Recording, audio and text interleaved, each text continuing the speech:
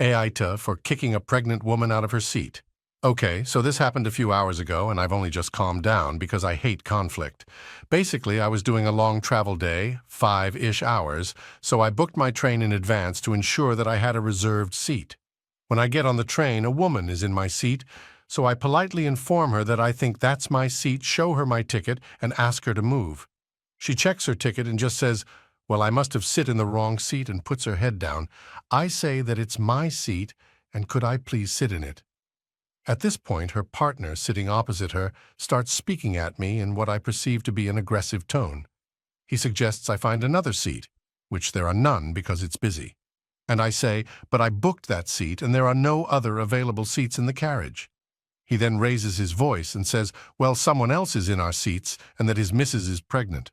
I say I understand and that I have a heart defect, which I do, and said everyone has their own medical issues and reasons standing for long periods of time might be difficult. And here I could be the asshole.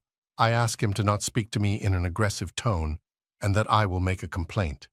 He then starts swearing at me and I ask him to stop. Eventually the woman gets up and allows me to sit there, and he continues to berate me, saying he hopes I feel good for myself and that I'm quiet now I have my seat, when really I just stopped engaging as I felt there was no point. One of the men who was sat beside him offers that him and his partners sit in the seats opposite me. It's a table seat, at which point he sits his partner down and then laughs at me and points in my face.